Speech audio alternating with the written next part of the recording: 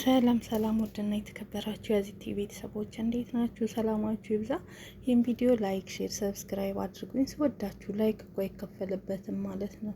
እና ዛሬ ደግሞ ይዤላችሁ የመጣሁት አዳዲስ መረጃዎች አሉ። እንዳልክ ሚስጥር አውጥቷል ማለት ነው። ስለ ነጻነት ምን ሚስጥር ምን ይመስላችኋል? እስኪ እናዳምጠው። እንዲሁም አዶናይ አሜሪካ በሰላም ገብተዋል። ትላንትና የነጻነት ቤተሰቦች ናቸው እኔ እንትን ላይ የተቀረጹት የነጻነት ወርቅነህ ቤተሰቦች በጣም ትልቅ ሚስጥር ይዞ መጥቷል። ያንን ሚስጥር አሁን ኤዲት ይደረጋል። የሚቆረጥና የሚወጣ ማአት ነገር አለ። የነጻነትን ነፍስ ለማክበር ገባሽ? አየሽ አይደል? ምን ያክል ቢወጣ እኮ እርግጠኛ ነኝ ሆኜ የምነግርሽ ያንን ታሪክ ባወጣው ቆራርጬ ጣልኩትኝም ባወጣው ስንት ሰው ብሎ በዙሪያ እንደሚመጣ አውቃለሁኝ። ግን የእኔ ነገር ሳይሆን የሞተ ነፍስ ይራብ። ሰዎች አብረው ይኑሩ፣ ጤናማ ግንኙነት ይኑራችሁ ተብሎ ተቆርጦ የሚወጡ ነገሮች አሉ።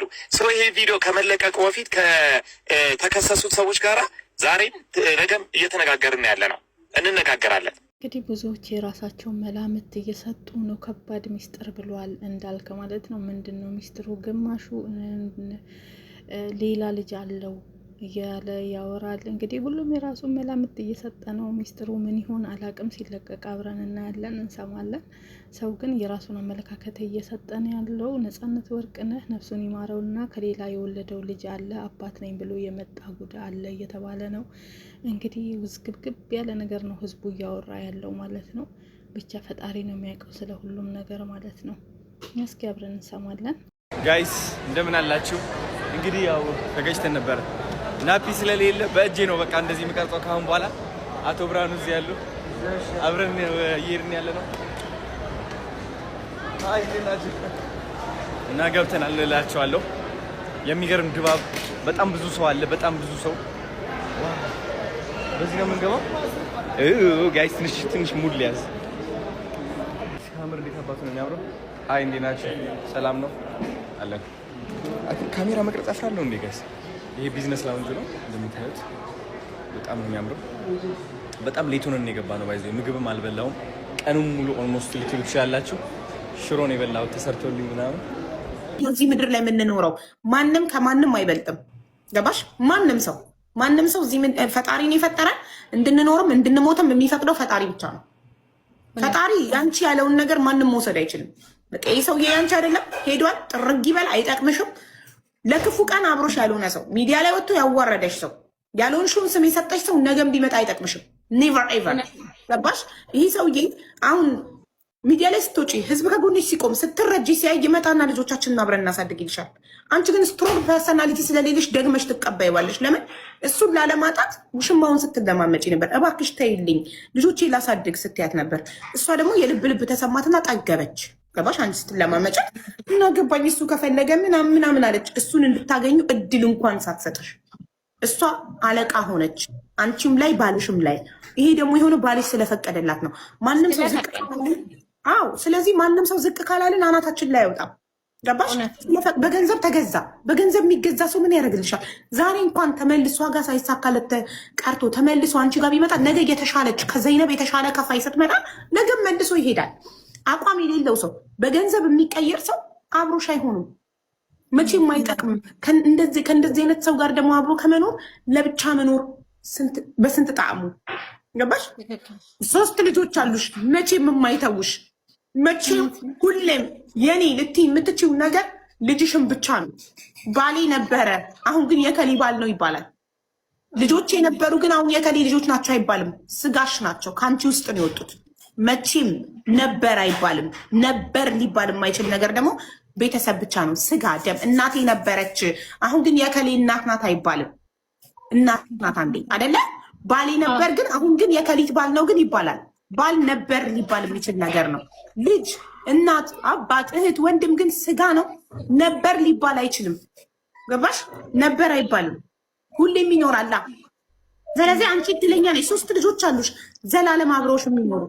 ገባሽ? አንቺ በጣም ቆንጆ ነሽ፣ ሙሉ አካል አለሽ፣ ወጣት ነሽ፣ ጤነኛ ነሽ። 3 ደግሞ 3ቱም ወንዶች ናቸው። ራይት?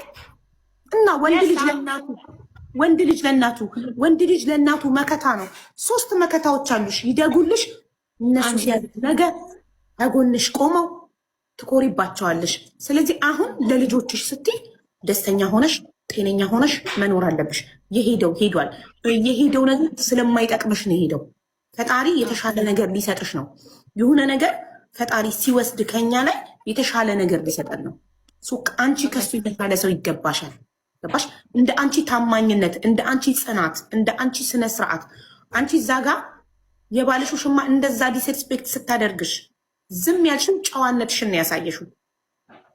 ጨዋነት ግን ክብራችን ሲነካ ዝም ማለት ትክክል ነው ማለት አይደለም። ተነስተሽ ወጥተሽ መሄድ ትችይ ነበረ። ገባሽ? ስታፕ ማለት ትችይ፣ አቁሚ፣ አልፈቅድልሽም ማለት ትችይ ነበር። ያንቺ ዝምተኝነት ነው የልብ ልብ ሰጥቷት እንደዛ እንድትናገርሽ የሆነው። ገባሽ? ጨዋነን ስንል ሌሎች ሰዎች ሲናገሩን ቁጭ ብለን ስድባቸውን እንጠጣለን፣ ዲስሪስፔክታቸውን እንጠጣለን ማለት አይደለም። ጨዋ ካፉ ክፉ ቃል አይወጣም፣ ግን ያስቆማል። ስቶፕ ይላል፣ ጥሎ ይሄዳል። ገባሽ? የማትከበሪበት ቦታ ላይ ተነስተሽ ጥለሽ መሄድ የራስሽን ክብር የምትጠብቂበት መንገድ ነው። አንቺ ካልፈቀድሽ ደግሞ ማንም ክብርሽን አይነካም። እዛ ጋር የአንቺን ጨዋነትን ያየ ነው። አንቺ ባለሽም ውሽማውም ባለጌዎች ናቸው። አንቺ ግን ጨዋ ነሽ። መጥፎ ቃል ካፍሽ አለመውጣቱ፣ ለዛ ሁሉ ዲስሪስፔክት ምላሽ አለመስጠትሽ ጨዋ ስለሆንሽ ነው። ግን አንቺ ጠንካራ ካልሆንሽ ጠንካራ ልጆች አታፈሪም። ጠንካራ ጀግና እናት መሆን አለብሽ። ገባሽ? ስለዚህ እኛ ደግሞ ድምፅ እንሆንሻለን። እኔ ዘይነብ መጥታ ይቅርታ እስክትጠይቅሽ ድረስ አልፋታትም። ኦኬ፣ ፎቶ እንዳለኝ ማስረጃ ልኬልሽ አይተሻል። ስልኳም አለኝ። አሁን ዋትሳፕ ላይ ቼክ ሳደርግ ዋትሳፕ የላትም። ስለዚህ ዳይሬክት መደወል አለብኝ። አሁን ዳይሬክት እደውልላታለሁኝ። ዋትሳፕ እንድትከፍት አንቺ ዋትሳፕ እንድትከፍች እንዳደረግሽ ዋትሳፕ እንድትከፍት አድርጌ ፎቶዋን እልክላታለሁ። አድራሻዋ፣ ታሪኳ፣ ሁሉ ነገር እንዳለኝ ማስረጃ እልክላታለሁ። አንቺም ይቅርታ ስላደረግኩብሽ ነገር ማለት አለባት። በተረፈ እሱን ግን ቀቅላት ብላው ተመለስሽ። ምን መሰለሽ፣ ከዚህ በኋላ ይሄ ሰውዬ የአንቺ ባል መሆን የለበትም፣ የልጆችሽ አባት እንጂ። ምን መሰለሽ፣ አንድ ጊዜ ሊወጋሽ ስለት አንስቶ የሆነ ሰው ሞክሮ ሳይሳካለት ቀርቶ ሁለተኛ ከመጣ ሜቢ የመጀመሪያው የወጋሽ ተጣሞበት በደንብ አልሰመጠለትም ይሆናል። ሄዶ ስለቱን በደንብ ሞርዶ አሽሎ መጥቶ ሊወጋሽ ነው። ኔቨር ኤቨር አንዴ ከዳሽን ሰው አንቺ የልጆቹ እናት ነሽ፣ ገበናው ነሽ።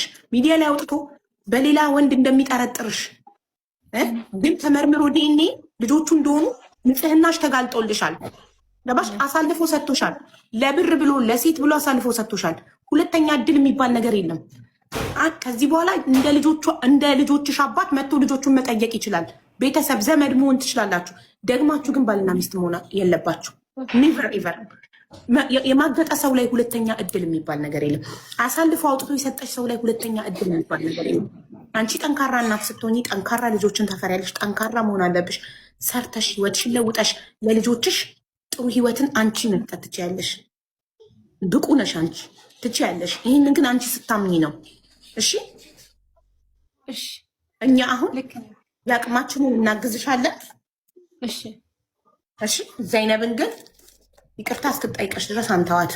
እኔ ከራሴ ጀምራለሁ። አካውንት ነንበርሽን ንገሪኝ። ምንድነው መስራት የምትፈልጊው? ምን የሆነ ስራት ጀምሪ። ምንድነው መስራት የምትፈልጊው? መስራት አሁን መጀመሪያ እዳይን ነው መክፈል የምፈልገው። ዘይነብዬ ሀቢብዬ ስልክ ላይ ስታወሩ ስለነበር ነው። ዘይነብ የባልሽ ውሽማ ናት።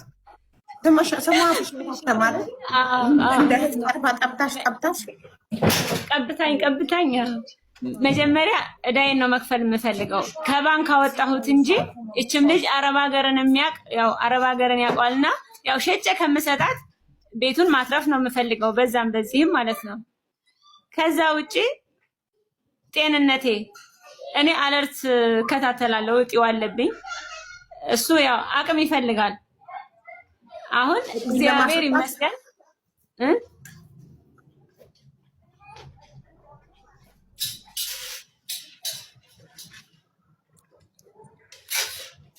አንዴ እሺ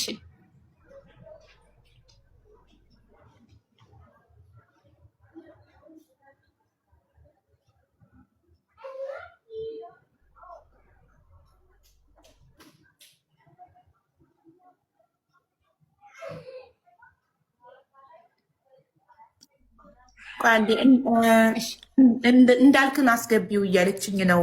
አንድ የስነ ልቦና ሐኪም አለች ዋትሳፕ ላይ ላይቡን አይታ አስገቢው እያለችኝ ነው። አንዴ ጋዜጠኛ እንዳልክን ቲክቶክ ፕሮፋይል ትላክልኝና ኮድ ልስጣትና እዚህ ጋር አስገባውና እናቴም በጡቴ ያልኳት መቼ ነው?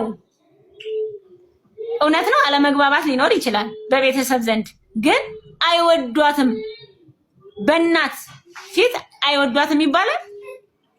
እሱ ለሱ ለመንቀፍ ነበር ወንድሜ የሚገባው ሰው። እዛ ላይም እንደተናገርኩት የእናቴ የታናሽ ወንድም ልጅ ነው። በሰፈሩ በሙሉ የታወቀ ነው። እዛ ጋር ሌላ ሰው አለ አለ። የወታደር ልጁ ወታደር ነው፣ አየር ኃይል ነው፣ ሰፈር ያውቀዋል። የሚገርምሽ ለሰፈሩ የመስቀል ጊዜ በሰላም ስለመጣ ብቻ ከአየር ኃይል ከጦርነት በጋርዶ ያበላ ሰው ነው። ሰፈር ያውቀዋል ለማለት ነው። የእናቴ የወንድም ልጅ ነው። እጅ ለእጅ ተያይዘው ነው ወጥተው ማታ የሚገቡት። እሱን ነው እንግዲህ የወታደር ልብስ አለ ያለው። ያውቀዋል ወታደር እንደሆነ ያውቀዋል። እቃዎቹ እኔ ጋር አስቀምጦ ግዳጅ እንደሚወጣ። ለዚህ ሰው ምን ትይዋለሽ? ስለዚህ እሱ ነው ሰድቦ ያሰደበኝ። እኔ ክስ እሱ ጋር ምንም ልሁን ውጣም ልበለው ምንም እኔ አላልኩም፣ ግን የልጆቹ እናት ነኝ። የልጆቹ እናት ስለሆንኩ እሱ ነው አሳልፎ የሰጠኝና እሱ የሰጠኝን እዛ ጋር ደግሞ ጭራሽ ራሴን ማርከስ በፍጹም አልፈለኩም። አሁንም ደግሜ ደጋግሜ እምለው ነገር ብኖር ከቤት ውጣ አላልኩም። አሁን ግን ሰዎች ከውጤቱ በኋላ ምን አሉሽ? ከዲኤንኤ ውጤት በኋላ የሱ ቤተሰቦች ምንም አላለኝም። ማንም አልደወለልኝም። ማንም አላስታወሰኝም። እሱም አልደወለም፣ አላፈረም። በጣም ይቅርታ እንደዚህ ስላልኩሽም አላለ። በጭራሽ ምንም አይነት ድምፅ አልሰማሁም ከነሱ ቤተሰብ። እህቱ ራሱ ማለት ነው። የሚገርምሽ ቤተሰቦቹ በጣም ማከብራቸው እዳ ያለብኝ አሁንም በየትኛው የምመሰክርላቸው በየትኛው ሚዲያ ማለት ነው አርሰውኝ አስርገውልኝ ጠርተውኝ አርሰውኝ በስነ ስርዓት ልጄን የያዙልኝ ሰዎች ናቸው። ባለዳ ነኝ የነሱ ባለዳነት ልጃቸው ምንም ቢያጠፋ እንደንትኑ እንድቀበለው ያደርገኛል።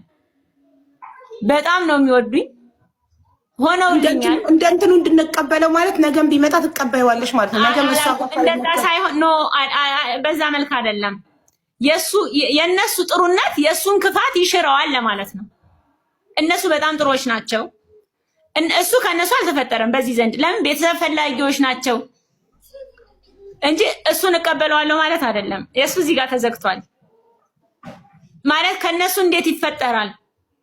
አንዳንድ ጊዜ ያለ አይደለ እነሱ ያረጉን አንድ ሰው ጥሩ ሲያረግልሽ በሱ እንትን የምትይዋለሽ። እንዴት ብዬ ልግለጽልሽ? የሱ ክፋት የነሱን መጥፎነት እንዳነሳ አያደርገኝም። በአጠቃላይ በጣም ጥሩ ሆነውልኛል። አሁንም ጥሩዎቼ ናቸው። እና ክፍለ ሀገር ሄጄ ደወለች ደግሞ ልጁ። አሁን እንደዛ ከሆነም በኋላ ወደ እንዳልክ ሚዲያ ወይም ለዚህ ደረጃ ያበቃኝ አንድ ነገር አለና ሄድኩኝ ክፍለ ሀገር ልጄን ላይ። ትልቁ ልጄ ክፍለ ሀገር ነው በነገራችን ላይ። ልወልድስ እንደወሰደው አላመጣውም። በጣም ነው የሚወዱት፣ በጣም ነው የሚያከብሩት። እና ላይስ እንደሄድኩኝ እዛ ደወለች። ልጁን ከከበደሽ ጥለሽው ነይ በአባቱ ቤት በአያቱ ቤት ልጃቸው ነው ብለሽ ካልሽ ስጫቸው አለችኝ። እግዚአብሔርን ነው የምልሽ።